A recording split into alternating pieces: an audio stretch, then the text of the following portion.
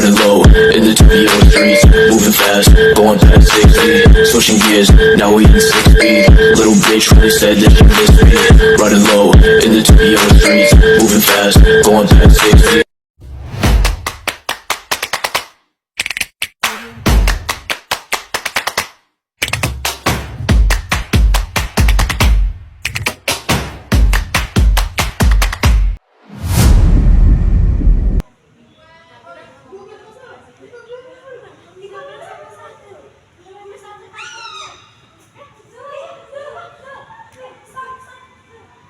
P3K di dalam pramuka adalah pertolongan pertama pada kecelakaan. Maka ketika ada hal kejadian seperti ini, kita memerlukan P3K. Nah, hal yang perlu kita lakukan yang pertama adalah cek kondisi korban. Apakah korban bernapas maupun nadinya.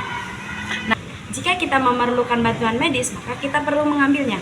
Kemudian langkah-langkah yang harus kita lakukan adalah apabila korban memiliki pendarahan atau luka seperti ini, tekan luka agar tidak pendarahan.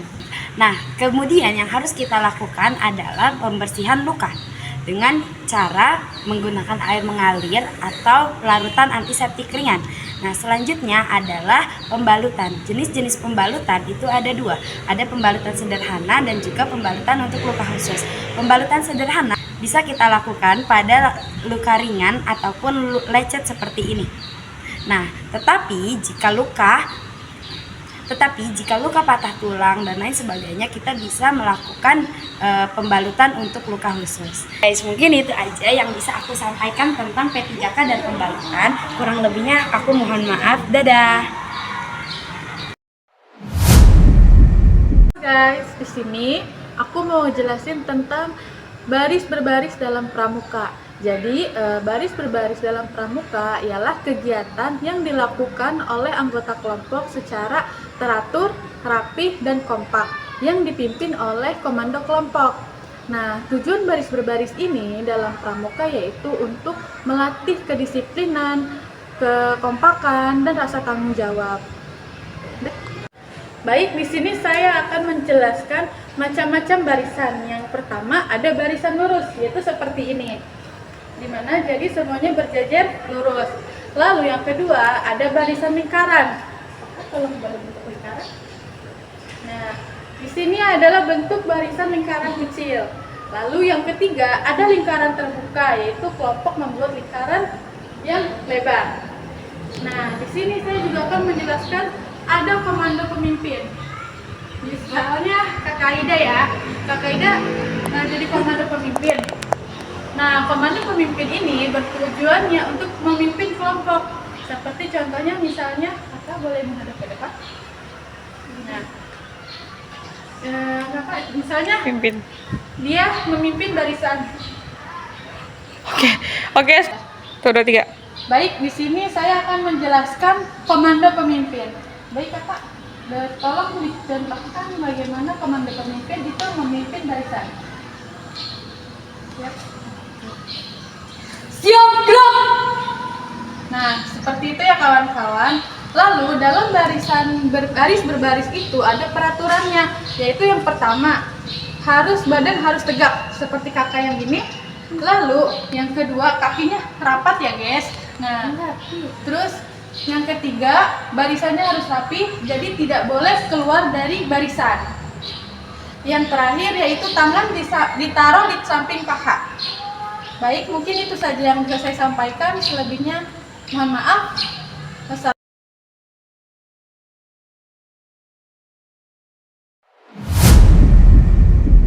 Teman-teman, pernahkah teman-teman mendengar kata api unggun?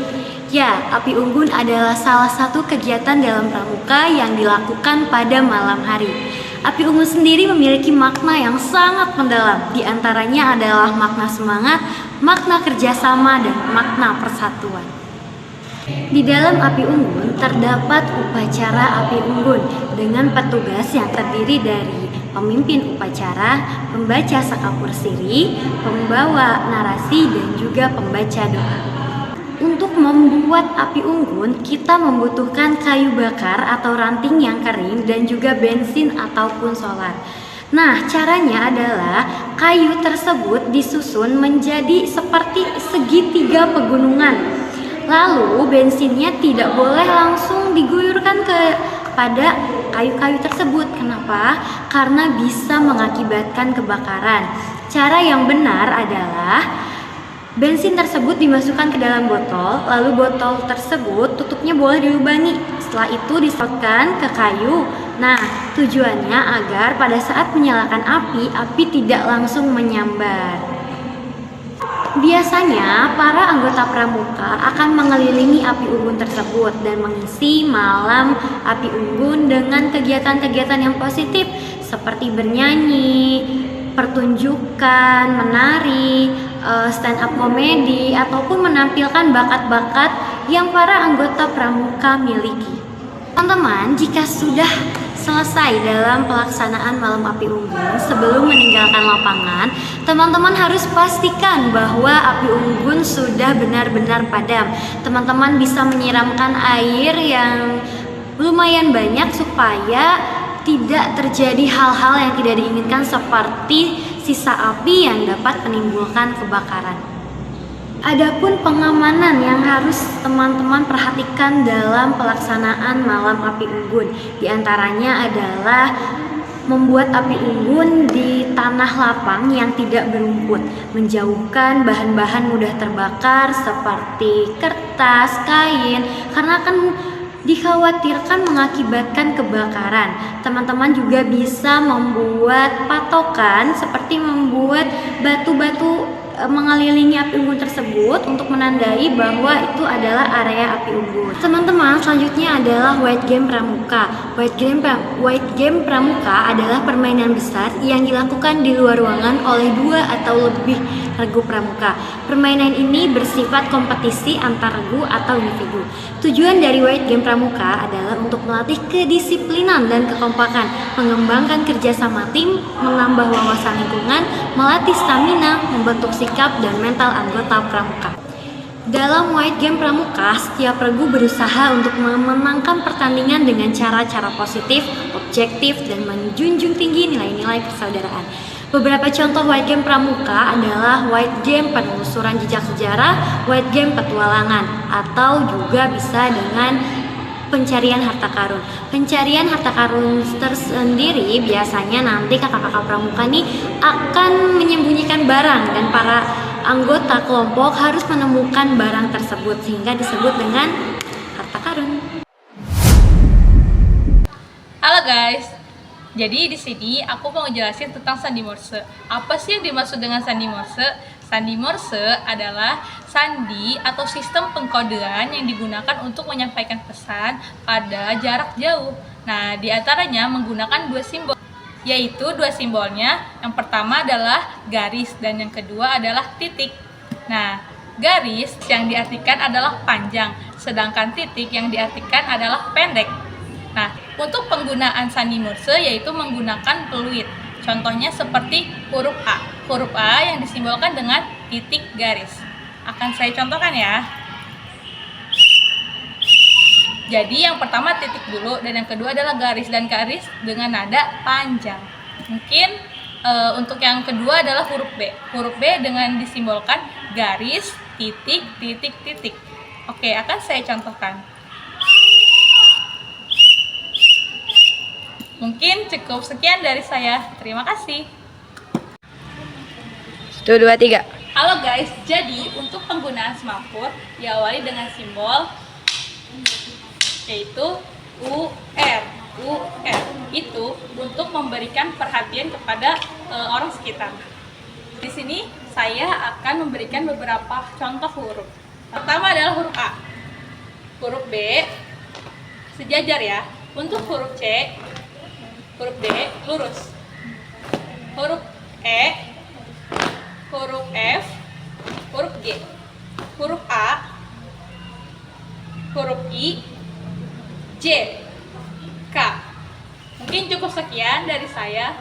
Terima kasih. Assalamualaikum warahmatullahi wabarakatuh. Perkenalkan, nama saya Zulfa Raudatul Jana dari Prodi PGSD dengan NIM 231401716 dari Universitas Teknologi. Teman-teman, di sini saya akan menyampaikan materi tentang yel-yel pramuka. Nah, teman-teman, di sini juga saya akan menyampaikan sedikit tentang cara membuat yel-yel maupun dari tujuan yel-yel tersendiri. Nah, teman-teman, di sini ada cara atau metode untuk membuat yel-yel pramuka. Nah, cara untuk membuat yel yang kreatif dan menyenangkan adalah kita bisa menggunakan kata-kata yang sederhana namun penuh dengan semangat. Kita juga bisa menambahkan humor, gerakan, serta suara yang unik. Di sini juga kita bisa menambahkan ritme dan juga melodi. Nah, menggunakan ritme ini kita harus menggunakan lagu yang populer atau menciptakan melodi sendiri yang mudah diingat. Kita juga harus berpartisipasi agar semua anggota menyumbangkan ide yang agar yel-yel menyenangkan dan menciptakan kebersamaan. Di sini juga ada tujuan dari yel-yel. Nah, tujuan dari yel-yel ini adalah meningkatkan semangat. Yel-yel juga bisa membangkitkan semangat dan antusiasme anggota sesama anggota, dan juga bisa membangun kebersamaan.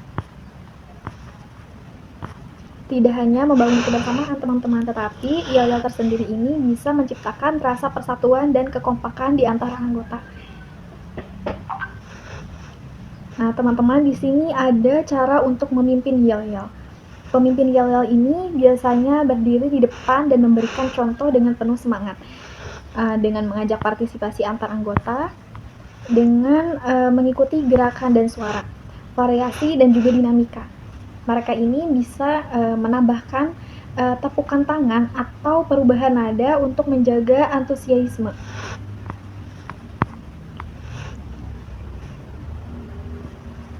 Nah, permainan kepramukaan ini bisa melakukan segala kegiatan teman-teman agar supaya membangun kerjasama tim. Nah, contoh permainan ini adalah jembatan manusia. Nah, jembatan manusia ini adalah sebuah anggota harus membuat jembatan dari tubuh mereka untuk dilalui oleh anggota lain. Nah, penjelasan ini adalah permainan ini membutuhkan kerjasama tim yang baik untuk menjaga keseimbangan dan juga keberhasilan. Nah, langkah-langkah permainan ini juga harus melakukan persiapan, yang harus menentukan area permainan dan juga atur anggota dalam kelompok. Dalam permainan ini kita harus melakukan instruksi. Nah, dengan adanya instruksi ini kita bisa memberikan jenis tentang tujuan permainan. Manfaat dari permainan ini adalah kerjasama dengan melatih kemampuan kerjasama tim, berkepemimpinan yang mengembangkan keterampilan pemimpin untuk mengambil keputusan. Di sini juga kita adanya problem solving yang mengasah kemampuan untuk menyelesaikan masalah secara kreatif dan juga efektif. Nah, permainan dan yel-yel ini adalah sangat penting dalam kegiatan pramuka untuk menciptakan pengalaman belajar dan juga hal yang menyenangkan dan juga bermanfaat. Seperti itu, teman-teman. Sekian dari saya, mohon maaf bila ada kesalahan. Oke guys, di sini aku akan mencontohkan yel-yel bersama dengan teman-teman. Yuk, teman-teman sudah siap semuanya? Siap! Let's go, kelompok 7. Huha! Are you ready? Ready! We are pramuka. We are pramuka. Kelompok 7. Nah, seperti itu teman-teman. Silakan dicontoh bersama dengan teman-teman yang lain. Dari